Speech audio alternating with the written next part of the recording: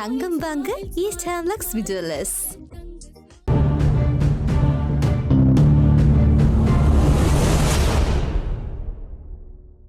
வணக்கம். மற்றும் ஒரு உண்மை நலச நிகழ்ச்சியோடு இணைந்திருக்கின்றோம். தொடர்ச்சியாக பேசப்படுகின்ற ஒரு விடயம் பட்டில் அந்த அறிக்கை சார்ந்து அதில் ரணில் பாரிய சிக்கல்களுக்குள்ள தள்ளப்படுவாரா, ரணிலுக்கு ஒரு தப்பிக்க முடியாத இக்கட்டான சூழ்நிலை இருக்கிறது அப்படின்னு சொல்லி அந்த விவகாரம் தீவிரமடைந்து பெரிய பேசு பொருளை உண்டு பண்ணி இருக்கின்றது. இப்பொழுது ஸ்ரீலங்காவை பார்த்தால் எல்லோருமே திரும்பி பார்க்கின்ற ஒரு விடயமாக அந்த பட்டில் அந்த அறிக்கை இருக்கின்றது என்பதை இந்த இடத்துல நாங்கள் சொல்லக்கூடியதாக இருக்கிறது. அது சார்ந்துதான் நாம் தொடர்ச்சியாக பார்க்க போகின்றோம். கடந்த வாரம் 6ஆம் தேதி அல் ஜசீரா தொலைக்காட்சிக்கு முன்னாள் ஜனாதிபதி ரணில் விக்ரமசிங்கே வழங்கிய அந்த செவ்வி பல்வேறு வகையான வாத பிரதிவாதங்களை தோற்றுவித்திருந்தது. இந்த செவ்வியினை பல்வேறு கோணங்களூடாக இலங்கையின் அரசியல் கலாசாரத்தை இடை போடவும் பகுப்பாய்வு செய்யவும் உதவியிருந்தது. அந்த செவ்வியில் ரணிலிடம் சிங்கள இடதுசாரி போராட்டக்காரர்களின் மீது மேற்கொள்ளப்பட்ட சித்திரவதை மற்றும் படுகொலை பற்றிய கேள்விகளுக்கு அவர் கூறிய பதில்கள் ஆட்சியாளர்களின் கோர முகங்களை வெளிப்படுத்தியிருந்தது. ஆயினும் இப்போது இலங்கை அரசியல்ல ஈழத்தமிழர்கள் தமக்கு இழைக்கப்பட்ட அநீதிகளுக்கு நீதி கோருவதற்கான வழி ஒன்றினையும் திறந்துவிட்டுள்ளது என்று தான் சொல்லக்கூடியதாக இருக்கிறது. இப்போது தமிழ் தலைவர்கள் நாடாளுமன்றத்தில் விசாரணை கமிஷன் அறிக்கைக்கு ஆதரவாக நிலைப்பாட்டை எடுக்க வேண்டும். அதுவே தமிழ் மக்களின் நீதி கோரலுக்கான ஆரம்பமாக மாற்றியமைக்க உதவும் என்ற வகையில் இருக்கின்றது. இலங்கை அரசியலில் இரண்டாவது அரசியல் நரி என அழைக்கப்படுகின்ற ரணில் விக்ரமசிங்கே அல் ஜசீரா தொலைக்காட்சிக்கு நேர்காணலில் அங்கு கேட்கப்பட்ட கேள்விகளுக்கு அவருடைய பதில் பொறுப்பேற்றதாக இருந்தது மாத்திரமல்ல, பல இடங்கள்ல அவர் பதட்டம் அடைந்ததாகவும் தளர்வடைந்ததாகவும் கோபமடைந்ததாகவும் நிதானம் இழந்ததையும் அங்கு அவதானிக்க முடிந்திருந்தது. இந்த பேட்டியானது, இந்த நேர்காணலானது இந்த சிங்கள ஜானைக்கும் அடிசறுக்கும் என்பதை நிரூபித்திருக்கிறது. அதோடு அதன் அனைத்து சிங்கள தலைவர்களின் குரூர மனப்பாங்க வெளிப்படுத்தி இருப்பதாக அமைந்திருக்குது. சிங்கள தலைவர்களுக்கு தமிழ் மக்கள் பற்றிய எந்த ஒரு கரிசனையும் பொறுப்பு கூறலும் இல்லை என்பதையும், தமிழர்களுக்கு எந்த ஒரு அரசியல் உரிமைகளையும் அவர்கள் வழங்க தயாரில்லை என்பதையும் வெளிப்படுத்தியது. அதோடு சிங்கள இளைஞர்களை சித்திரவதை செய்து படுகொலை செய்த அந்த பட்டளந்த வதை முகாம் விவகாரம் பெரும் சர்ச்சையை ஏற்படுத்தி இருக்குது. இது எதிர்காலத்தில் இலங்கை அரசியலில் பெரும் அதிர்வலைகளையும் தாக்கத்தையும் ஏற்படுத்த போகிறது. எனவே இத்தகைய இந்த பட்டளந்த வதை முகாம் பற்றி சற்று பார்க்க வேண்டிய தேவை இருக்கிறது. இலங்கையின் ஆட்சி அதிகாரத்தை கைப்பற்றுவதற்காக சிங்கள இடதுசாரி இயக்கமான JVP என அழைக்கப்படுகின்ற மக்கள் விடுதலை முன்னணி ரோகண விஜய வீர என்று அழைக்கப்படுகின்ற பட்டபெந்தி தொன் நந்தசிறி விஜய வீர தலைமையில் இலங்கையின் இருமுறை, அதாவது 1971 மற்றும் 1987 1989 புரட்சிகள் இறங்கி தோல்வியடைந்தது. JVP 1977 ஆண்டு முதலாவது கிளர்ச்சியை செய்தது, அதிலேயும் தோல்வியடைந்தது. அதன் பின்னர் அது 1987 ஆண்டு மீண்டும் எழுச்சி பெற்றது. அதுக்கான பின்னணி என்னவென்றால், இலங்கையின் வடக்கு கிழக்கு பகுதியில் ஈழத்தமிழர்களுடைய ஆயுத போராட்டமும் அதன் விளைவால உருவாக்கப்பட்ட இந்திய இலங்கை ஒப்பந்தமும், அந்த ஒப்பந்தத்தின் மூலம் ஈழத்தமிழர்களுக்கு ஒரு பிராந்திய அழகை தீர்வாக JR ஜெயவர்தன தமிழர்களுக்கு வழங்கிவிட்டார் என்பதுதான். அதே நேரத்தில் அமைதி காக்கும் படையாக இந்திய ராணுவத்தை வரவழைக்கப்பட்டு வடக்கு கிழக்கு நிலை கொண்டிருப்பது சிங்கள மக்களுக்கு காட்டி சிங்கள தேசிய உணர்வை தட்டி எழுப்பி அதனூடாக தமிழின எதிர்ப்பு இந்திய எதிர்ப்பு என்ற ரெண்டையும் தங்களுடைய கையில் ஏந்தி அதனையே தமது ஆயுதமாக பயன்படுத்தி அதிவேகமாக ஒரு ஆயுத கிளர்ச்சியில் ஈடுபட்டார்.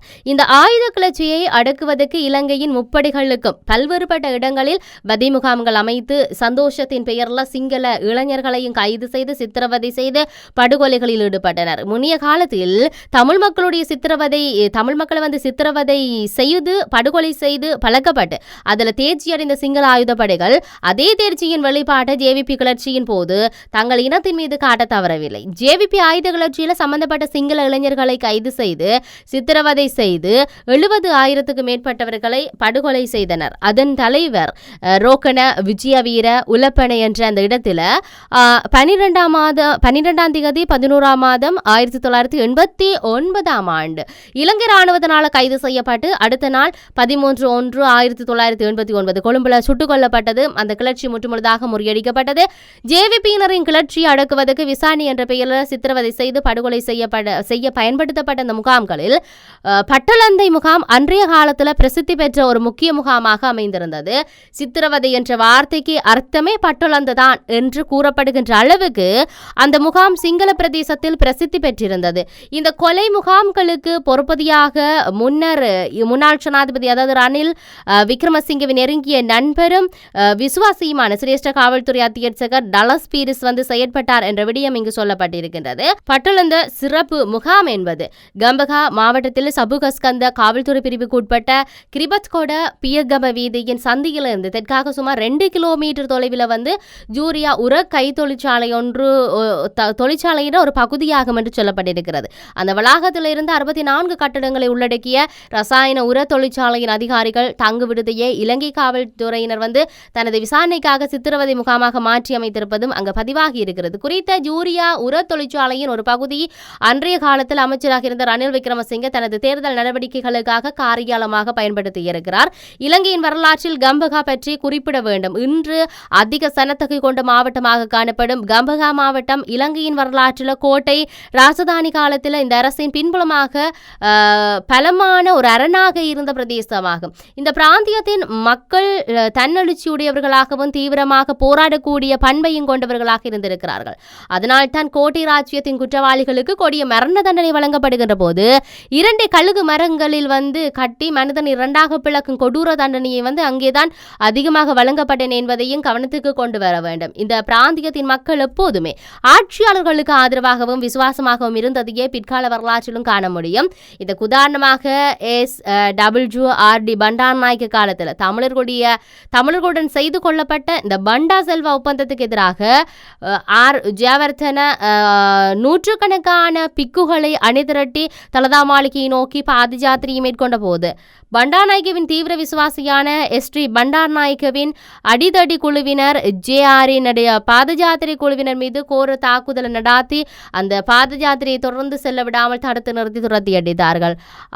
JR வேட்டி கலர ஓடி விரட்டிய சம்பவங்கள் எல்லாம் கம்பகால நிகழ்ந்திருந்ததையும் இங்கு குறிப்பிட்டு சொல்ல வேண்டும். அவ்வாறான 1983 ஜூலை படுகொலையின் போது கம்பகாவில் தமிழ் மக்கள் பெரிய அளவில் கொல்லப்பட்டார்கள் என்பதையும் இங்கு நாம் கவனத்தில் கொள்ள வேண்டிய தேவை இருக்கிறது. இத்தகைய ஒரு குழுமமையை கொண்டது கம்பகாவை ஆட்சியாளர்களால் கிளர்ச்சியாக அடக்குவதாக பயன்படுத்தப்பட்ட வாய்ப்பாக பட்டலந்தையில் ஒரு சிறப்பு முகாம் உருவாக்கப்பட்டிருந்தது. JVP உறுப்பினர்கள் மற்றும் அவர்களின் ஆதரவாளர்கள் சந்தேகத்துக்குரியவர்கள் என்று கருதப்படுகின்ற இளைஞர்களும் யுவதிகளும் கைது செய்யப்பட்டோ அல்லது கடத்தப்பட்டோ கொண்டுவரப்பட்டு இந்த முகாம்களில் நிர்வாணமான கைதிகளாகவும் கால்களாலும் சங்கிலிகளாலும் அவர்களுடைய கால்கள் கட்டப்பட்ட நிலையில் அடைத்து வைக்கப்பட்டிருந்தார்கள் என்ற விடயம் இங்கு பதிவு செய்யப்பட்டிருப்பதையும் பார்க்கக்கூடியதாக இருக்கிறது. இவ்வாறான நிறைய சம்பவங்கள் அரங்கேறி இருப்பதை நாம் என்று மறந்துவிடக்கூடாது. இவ்வாறான விடயங்கள் பதிவாக இருக்கின்றது என்பதையும் தான் நாம் கவனத்தில் கொள்ளக்கூடியதாக இருக்கின்றது என்பதை சொல்லுகின்ற பொழுது ரணில் விக்ரமசிங்கவின் இந்த நேர்காணலானது அல் ஜசீரா தொலைக்காட்சிக்கு வழங்கிய நேர்காணலானது அடுத்து தூசு தட்டப்பட்டு இருக்கும் பட்டலந்த விசாரணை அறிக்கையை சிங்கள தேசத்தில் பெரு நெருக்கடிகளுக்குள்ள தோற்றுவித்திருக்குது. இப்போது JVPயினருக்கு இது ஒரு இருமுனை கத்தி, எந்த பக்கம் தொட்டாலும் ஆபத்து. ஆயினும் JVP தோழர்கள் தங்கள் இதயத்தில் பூசி அதாவது தோழர்களையும் தலைவர்களையும் எப்படி மறப்பர் அல்லது சாவு அல்லது மரணம் என்பது இறந்தவருக்கு முடிவா, ஆனால் இறந்தவர்களின் உறவுகளுக்கும் தோழர்களுக்கும் அது பெரும் சுமை. அது வாழ்பவனின் மரணம் வரை அவர்கள் தங்கள் அன்புக்குரியவர்களை மரணத்தை சுமக்கின்றார்கள். அந்த வலியையும் வேதனையும் இழப்பையும் அனுபவிக்கின்றார்கள். ஆகவே தங்கள் அன்புக்குரியவர்களுக்காக நீதியை நிச்சயமாக தேடுவார்கள். ஆகவே சிங்கள தேசத்தில் மனித உரிமைக்காகவும் நீதி குரலுக்குமான குரல்கள் இப்போது ஓங்கி ஒலிக்க தொடங்கி இருக்கின்றதான் சொல்லக்கூடியதாக இருக்குது. எதிரி நெருக்கடிக்கு உள்ளாக்கப்படுகின்ற போது மேலும் நெருக்கடிகளை தூண்டி எதிரியை நாம் நிர்பந்தத்துக்கு உள்ளாக்குவதன் மூலமே எமது தேவைகளை அடைய முடியும். இப்போது தமிழ் தலைவர்களும் நாடாளுமன்றத்தில் அர்த்தமற்ற கர்ச்சிப்புகளையும் வீர பிரதாபங்களையும் விடுத்து பட்டலந்த விசாரணை கமிஷன் அறிக்கைக்கு ஆதரவான நிலைப்பாட்டை எடுக்க வேண்டும் என்பதை இங்கே நாம் சொல்லுகின்றோம். உண்மையில் JVP தோழர்களுக்கான நீதி கோரலை முன்னிறுத்தி தமிழ் தலைமைகள் நாடாளுமன்றத்தில் போராட வேண்டும் என்று அரசியல் ஆய்வாளர்கள் சொல்லிக் கொண்டிருக்கிறார்கள். இந்த நீதி கோரலை முன்மாதிரியாக கொண்டு தமிழ் மக்களுக்கான நீதி கோரலாக அதுவே தமிழ் மக்களின் நீதி கோரலுக்கான நெம்புகோலாக எதிர்காலத்தில் மாற்ற முடியும் என்ற நம்பிக்கையோடு இந்த கருத்தை முன்வைத்திருக்கின்றார்கள்.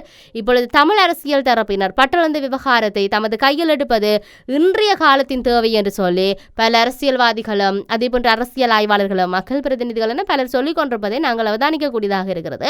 பொறுத்திருந்து பார்ப்போம் இந்த பட்டளந்த விவகாரம் எந்த அளவுக்கு பேசு பொருளாக இருக்க போன்ற எந்த அளவுக்கு குற்றவாளிகளை கொண்டு வந்து சேர்க்க போகிறது சட்டத்தின் முன், பட்டளந்தவுக்கு தமிழ் தலைவர்கள் ஆதரவு அளிப்பார்களா இல்லையா, அதனுடைய தீவிரத்தன்மை எப்படியெல்லாம் நகரப்போகின்றது என்பதை பொறுத்திருந்து பார்க்க வேண்டிய தேவை இருக்கிறது. மற்றும் ஒரு உண்மை நிகழ்ச்சியில் சந்திப்போம். வணக்கம்.